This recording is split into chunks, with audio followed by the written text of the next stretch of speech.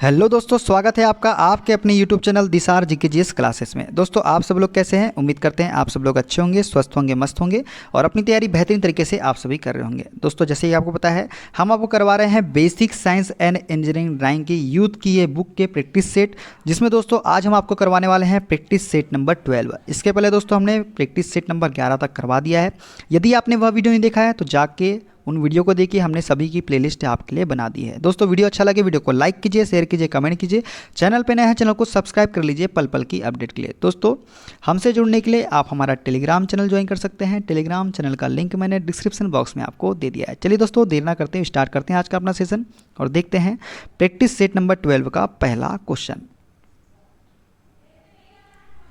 पृथ्वी पर किसी वस्तु का द्रव्यमान 10 किलोग्राम है। पृथ्वी पर इसका भार क्या है? दोस्तों किसी वस्तु का द्रव्यमान जो है ये कितना दिया गया है? एम हमको ये दिया गया है दोस्तों 10 किलोग्राम। ठीक है, 10 किलोग्राम हमको दिया गया है और भार हमको पूछा है दोस्तों। तो भार बराबर क्या होता है दोस्तों? ये होता है एम इंटू जी। क्या होता है? एम इंटू जी जो है भार बराबर होता है। एम का मान कितना दिया गया है? 10 किलोग्राम दिया गया है। इंटू जी का मान क्या है? हमको पता है क्या होता है? 9.81 होता है। इसका जब मल्टीप्लाई करेंगे दोस्तों तो कितना आ जाएगा? 98 न्यूटन आ जाएगा। देखते हैं अगला क्वेश्चन। नीचे कुछ अनट्रिम्ड ड्राइंग शीट के साइज दिए गए हैं। इनमें से A5 नामित ड्राइंग शीट का साइज चुनो। दोस्तों इसमें अनट्रिम्ड ड्राइंग शीट के साइज दिए गए हैं। इसमें से A5 नामित ड्राइंग शीट का हमको साइज बताना है। तो ये हो जाएगा दोस्तों 165 इंटू 240। बात करते हैं एक्स्ट्रा फिट के बारे में दोस्तों। तो A5 अनट्रिम्ड ड्राइंग शीट की साइज जो है 165 इंटू 240 mm होती है। इस ड्राइंग शीट की ट्रिम्ड साइड 148 इंटू 210 mm होती है। ड्राइंग शीट की यह साइज सबसे छोटी होती है। ठीक है, देखते हैं अगला क्वेश्चन। किसी पदार्थ का आपेक्षिक घनत्व क्या होता है? दोस्तों आपेक्षिक घनत्व जो होता है ये होता है पदार्थ का घनत्व डिवाइडेड बाय पानी का घनत्व। आपेक्षिक घनत्व बराबर क्या होता है? पदार्थ का घनत्व डिवाइडेड बाय पानी का घनत्व। किसी पदार्थ का आपेक्षिक घनत्व बराबर होता है पदार्थ का घनत्व पानी का घनत्व। ठीक है, आपेक्षिक घनत्व की कोई इकाई नहीं होती दोस्तों, ये भी आपको याद रखना है। देखते हैं अगला क्वेश्चन। अधिकांश नवीकरणीय ऊर्जा स्रोतों से होने वाली हानि है। दोस्तों अधिकांश नवीकरणीय ऊर्जा स्रोतों से होने वाली हानि जो है ये है अस्थिर आपूर्ति। क्या है? अस्थिर आपूर्ति जो है अधिकांश नवीकरणीय ऊर्जा स्रोतों से होने वाली हानि है। नवीकरणीय ऊर्जा स्रोतों में सौर ऊर्जा, पवन ऊर्जा, भूतापी ऊर्जा आदि आते हैं।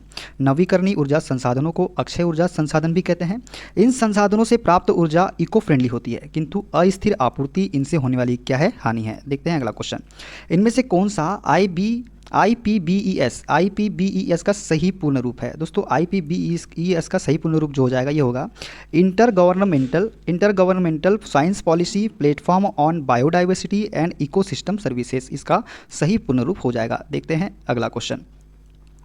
1992 में ब्राज़ील में आयोजित हुई United Nations conference on environment and development UNCED को किस नाम से जाना जाता है? दोस्तों इसका राइट आंसर हो जाएगा ऑप्शन नंबर बी, पृथ्वी शिखर सम्मेलन। 1992 में ब्राज़ील में आयोजित हुई United Nations conference on environment and development UNCED को पृथ्वी शिखर सम्मेलन के नाम से जाना जाता है। बात करते हैं एक्स्ट्रा फैक्ट के बारे में दोस्तों। तो पर्यावरण और विकास पर संयुक्त राष्ट्र सम्मेलन UNCED में संयुक्त राष्ट्र जलवायु परिवर्तन फ्रेमवर्क सम्मेलन, United Nations framework convention on climate change UNFCCC पर हस्ताक्षर किए गए, जिसे पृथ्वी शिखर सम्मेलन, अर्थ समिट अथवा रियो शिखर सम्मेलन या रियो सम्मेलन के रूप में भी जाना जाता है। यह रियो डी जेनेरो में 3 जून से 14 जून तक 1992 तक आयोजित एक प्रमुख संयुक्त राष्ट्र सम्मेलन था। इसमें विश्व के 172 देशों ने क्या किया था? भाग लिया था। इस सम्मेलन में सभी राष्ट्रों को पर्यावरण संरक्षण पर ध्यान आकर्षित करने के लिए जोर दिया गया था। देखते हैं अगला क्वेश्चन। यदि कोई वर्ग HP के समानांतर और VP के लंबवत है तो उसका HT होगा। तो दोस्तों इसका राइट आंसर हो जाएगा इनमें से कोई नहीं। दोस्तों कोई वर्ग HP के समांतर और VP के लंबवत हो तो उसका क्षैतिज द्विभाजन नहीं होगा, क्योंकि वर्ग जो है क्षैतिज तल के भी क्या होगा? समांतर होगा। ये मान लीजिए दोस्तों ये है वर्टिकल प्लेन हमारा, ये HP प्लेन है। अब यहाँ पे कोई वर्ग रखा हुआ है दोस्तों, ये वर्ग है हमारा। तो दोस्तों ये VP के समांतर भी है और HP के समांतर भी है, तो इसीलिए इसका राइट आंसर क्या हो जाएगा? इनमें से कोई नहीं। ठीक है, ये अभी हमने आपको बताया जो ये है ये VP हमारा और HP, यहाँ पे एक वर्ग रखा हुआ है, ये वर्ग रखा हुआ है। अब देखो दोस्तों ये VP के समांतर भी है और HP के भी समांतर है, इसीलिए इसका HT जो होगा इनमें से कोई नहीं होगा। ठीक है, देखते हैं अगला क्वेश्चन। ड्राइंग में एक वस्तु की वास्तविक विमा को कौन सा व्यू व्यक्त करता है? दोस्तों वास्तविक विमा को जो है ये व्यक्त करता है हमारा आइसोमेट्रिक व्यू। क्या? आइसोमेट्रिक व्यू जो है ये वस्तु की वास्तविक विमा को व्यक्त करता है। सममितीय दृश्य आइसोमेट्रिक व्यू में वस्तु की सभी विमाएं वास्तविक होती है। सममितीय दृश्य खींचना अपेक्षाकृत अधिक सरल व सुविधाजनक होता है। सममितीय दृश्य मुक्त हस्त से भी खींचे जा सकते हैं। देखते हैं अगला क्वेश्चन।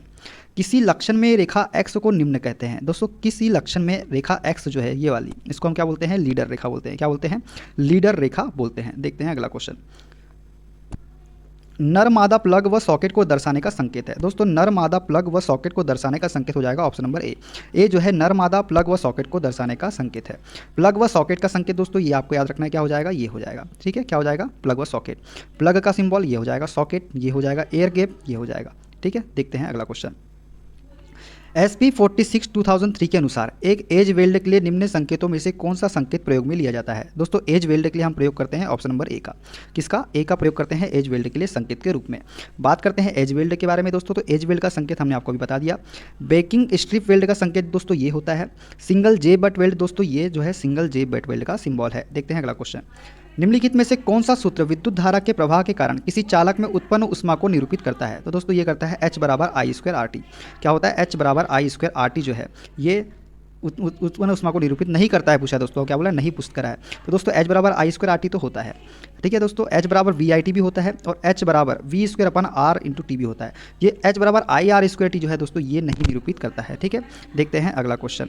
A2 ड्राइंग शीट का क्या परिमाण होता है। दोस्तों A2 ड्राइंग शीट का परिमाण जो होता है ये होता है 420 इंटू 594 mm। क्या होता है, 420 इंटू 594 mm जो है A2 ड्राइंग शीट का परिमाण होता है। A2 ड्राइंग शीट ट्रिमिंग का परिमाण 420 इंटू 594 mm होता है। बिना ट्रिमिंग के इसका परिमाण जो है 420 इंटू 625 mm होता है। अब सभी के आकार के बारे में दोस्तों हम जान लेते हैं। A0 की बात करें दोस्तों तो ट्रिमिंग में होता है 841 1190 और बिना ट्रिमिंग के होता है 880 1230। A1 की बात करें तो 594 841 625 880 बिना ट्रिमिंग के। A2 की बात करें 420 594 450 625। A3 की बात करें 297 420 330 450। A4 की बात करें 210 इंटू 297 ट्रिमिंग के साथ में और 240 330 बिना ट्रिमिंग के। A5 की बात करें दोस्तों तो 148 इंटू 210 ट्रिमिंग के साथ और बिना ट्रिमिंग के 165 इंटू 240। देखते हैं अगला क्वेश्चन। मापनी 1:2 से आप क्या समझते हैं। दोस्तों इसे हम बोलते हैं रिड्यूसिंग साइज। 1:2 जिसके आगे 1:3 कुछ भी हो तो ये क्या होता है, हमारा रिड्यूसिंग साइज होता है। बात करें एक्स्ट्रा फैक्ट के बारे में दोस्तों तो 1:2 मापनी एक रिड्यूसिंग साइज की मापनी है क्योंकि इसकी निरूपक भिन्न 1 से कम है। जब बहुत बड़े आकार की वस्तु का ड्राइंग बनाना होता है तब हम इस प्रकार की मापनी का प्रयोग करते हैं। इसमें वस्तु की जो वास्तविक साइज होती है उससे कम साइज की ड्राइंग बनाते हैं। जैसे भवन, सड़क, पुल आदि की ड्राइंग बनाना हो तो हम रिड्यूसिंग साइज मापनी का उपयोग करते हैं। ठीक है, देखते हैं अगला क्वेश्चन। निम्न में से कौन सा कथन सत्य है। दोस्तों इसमें जो है एस रैम को आवर्ती रिफ्रेशिंग पीरियोडिक रिफ्रेशिंग की आवश्यकता होती है। Option B D RAM S RAM से तेज होती है। Option C S RAM non volatile memory है। ऑप्शन डी एस रैम और डी रैम दोनों रैंडम एक्सेस मेमोरी है। तो इसमें सही कथन हो जाएगा दोस्तों option number D, S RAM और डी रैम दोनों रैंडम एक्सेस मेमोरी है। बात करते हैं एक्स्ट्रा फैक्ट के बारे में दोस्तों तो स्टैटिक रैम और डायनेटिम रैम जो है दोनों integrated circuit random access memory है। यह एक प्रकार की ऐसी मेमोरी होती है जिसमें डेटा को बनाए रखने के लिए निरंतर बिजली की आवश्यकता होती है। एक बार बिजली की आपूर्ति बाधित होने पर इस मेमोरी से डेटा क्या हो जाता है, खो जाता है। इसलिए इसे वाष्पशील मेमोरी भी कहते हैं। किसे, एस रैम और डी रैम को। यह भी याद रखना है, क्या मेमोरी कहते हैं, वाष्पशील मेमोरी कहते हैं। देखते हैं अगला क्वेश्चन। निम्न में से किस प्रकार की रीड ऑनली मेमोरी को विद्युत आवेश के संपर्क में लाकर मिटाया जा सकता है और पुनः प्रोग्राम किया जा सकता है। तो दोस्तों इसका राइट आंसर हो जाएगा option number A, EEPROM। EEPROM का उपयोग जो है विद्युत आवेश के संपर्क में लाकर मिटाया जा सकता है और पुनः प्रोग्राम किया जा सकता है। कौन सी मेमोरी में, EEPROM में। बात करते हैं एक्स्ट्रा फैक्ट के बारे में दोस्तों तो EEPROM electrically erasable programmable read only memory के लिए है। EEPROM एक PROM है जिसे विद्युत आवेश का उपयोग करके मिटाया और पुनः प्रोग्राम किया जा सकता है। EEPROM को 1978 में इंटेल में जॉर्ज पेरलोगोस द्वारा विकसित किया गया था। यह कंप्यूटर के अंदर अधिकांश मेमोरी के विपरीत यह बिना शक्ति के अपने डाटा को याद रखता है। देखते हैं अगला क्वेश्चन। निम्न में से कौन उच्च स्तरीय भाषा नहीं है। तो दोस्तों उच्च स्तरीय भाषा जो है मशीन भाषा। मशीन भाषा जो है उच्च स्तरीय भाषा नहीं है। मशीन भाषा एक उच्च स्तरीय भाषा नहीं है। यह कंप्यूटर प्रोग्रामिंग भाषा है जो कंप्यूटर द्वारा सीधे सीधे समझी जाती है तथा किसी अनुवादक प्रोग्राम का प्रयोग नहीं करना होता। इसे कंप्यूटर का मशीन संकेत भी कहा जाता है। जबकि जावा, C++ आदि उच्च स्तरीय प्रोग्रामिंग भाषा है। देखते हैं अगला क्वेश्चन।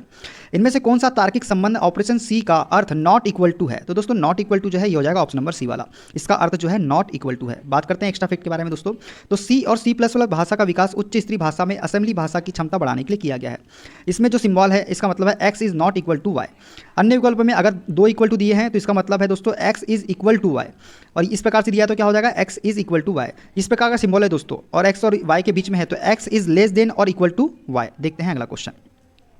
निम्नलिखित में से कौन सी भौतिक इकाई एक वस्तु की स्थिर या एक समान गतिशील स्थिति को बदलती है या बदलने का प्रयास करती है। तो दोस्तों बल जो है ये इकाई एक वस्तु की स्थिर या एक समान गतिशील स्थिति को बदलती है या बदलने का प्रयास करती है, क्या? बल। बल की बात करें दोस्तों तो वह भौतिक इकाई जो एक वस्तु की स्थिर या एक समान गतिशील स्थिति को बदलती है या बदलने का प्रयास करती है, बल कहलाती है। बल का ऐसा ही मात्रक दोस्तों न्यूटन होता है। देखते हैं अगला क्वेश्चन। कोबोल का पूर्ण रूप क्या है? दोस्तों कोबोल का पूर्ण रूप होता है कॉमन बिजनेस ओरिएंटेड लैंग्वेज। क्या होता है? कॉमन बिजनेस ओरिएंटेड लैंग्वेज जो है कोबोल का पूर्ण रूप है। बात करें एक्स्ट्रा फैक्ट के बारे में दोस्तों तो कोबोल कंप्यूटर में प्रयोग की जाने वाली एक उच्च स्तरीय भाषा हाई लेवल लैंग्वेज है। कोबोल वास्तव में कॉमन बिजनेस ओरिएंटेड लैंग्वेज का एक संक्षिप्त रूप है। इस भाषा का विकास मुख्य रूप से व्यावसायिक कार्यों के लिए किया गया था। कोबोल भाषा की कार्यवाही के लिए लिखे गए वाक्यों को समूह को पैराग्राफ कहते हैं। सभी पैराग्राफ मिलकर एक सेक्शन बनाते हैं और सभी सेक्शन से मिलकर एक डिवीजन बनता है। देखते हैं अगला क्वेश्चन। निम्नलिखित में से कौन सा ऊर्जा का पारंपरिक स्रोत नहीं है? दोस्तों ऊर्जा का पारंपरिक स्रोत जो नहीं है ये हो जाएगा ऑप्शन नंबर बी पवन चक्की। कोयला, प्राकृतिक गैस, पेट्रोलियम ये ऊर्जा के पारंपरिक स्रोत है। बात करते हैं एक्स्ट्रा फैक्ट के बारे में दोस्तों तो ऊर्जा का वर्गीकरण परंपरागत और गैर परंपरागत ऊर्जा के रूप में किया जाता है। परंपरागत अनवीनीकरणीय ऊर्जा संसाधन वस्तुतः अनवीनीकरणीय ऊर्जा संसाधन समाप्त होने योग्य होते हैं तथा इन्हें पुनः प्राप्त नहीं किया जा सकता। ये जीवाश्म ईंधन आधारित होते हैं। जैसे पेट्रोलियम हो गया, कोयला हो गया, प्राकृतिक गैस, ये क्या है? परंपरागत ऊर्जा संसाधन है। गैर परंपरागत ऊर्जा संसाधन इसके अंतर्गत सभी नवीकरणीय ऊर्जा संसाधन आते हैं जो कभी समाप्त नहीं होते तथा इन्हें पुनः प्राप्त किया जा सकता है। जैसे पवन ऊर्जा हो गया, जल विद्युत ऊर्जा हो गया, भूतापी ऊर्जा हो गया, सौर ताप ऊर्जा। ये कौन से संसाधन है? गैर परंपरागत ऊर्जा संसाधन है। देखते हैं अगला क्वेश्चन। सेल्सियस से केल्विन पैमाने पर तापमान को बदलने के लिए आपको निम्न में से क्या करना चाहिए? तो दोस्तों सेल्सियस से केल्विन पैमाने पर तापमान को बदलने के लिए हमें दिए गए तापमान में 273 को जोड़ना चाहिए। ठीक है, देखते हैं अगला क्वेश्चन। इनमें से समलंब चतुर्भुज कौन सा है? दोस्तों समलंब चतुर्भुज हो जाएगा ऑप्शन नंबर बी वाला। कौन सा हो जाएगा? बी वाला जो है ये समलंब चतुर्भुज है। ठीक है, देखते हैं समलंब चतुर्भुज के बारे में दोस्तों। तो समतल पर चार असमान भुजाओं से घिरा वह क्षेत्र जिसकी कोई भुजा आमने सामने की भुजाएं समांतर तथा असमान हो समलंब चतुर्भुज कहलाता है। देखते हैं अगला क्वेश्चन। नीचे चित्र दिए गए चित्र में प्रदर्शित बहुभुज है। तो दोस्तों कौन सा बहुभुज है ये? कितना? 1 2 3 4 5 6 तो षटभुज है। कौन सा है? षटभुज है। देखते हैं वह समतल आकृति जो 6 सरल रेखाओं से आबद्ध होती है षटभुज कहलाती है। षटभुज की सभी भुजाएं बराबर तथा 2 संलग्न भुजाएं 120 डिग्री पर झुकी होती है, अतः प्रदर्शित चित्र किसका है? षटभुज का है। देखते हैं अगला क्वेश्चन। निम्नलिखित में से क्या पारिस्थितिक तंत्र का एक जैविक घटक नहीं है? दोस्तों पारिस्थितिक तंत्र का एक जैविक घटक जो नहीं है ये है मृदा। मृदा जो है पारिस्थितिक तंत्र का एक जैविक घटक नहीं है। मेंढक हो गया, पुष्प हो गया, कीट हो गया, ये क्या है? जैविक घटक है। लेकिन मृदा जो है ये जैविक घटक नहीं है। ठीक है, तो ये थे सारे क्वेश्चन है दोस्तों। कैसा लगा वीडियो बताइएगा कमेंट बॉक्स में जरूर। मिलते हैं अगले वीडियो में, ख्याल रखिए। Okay bye bye, take care.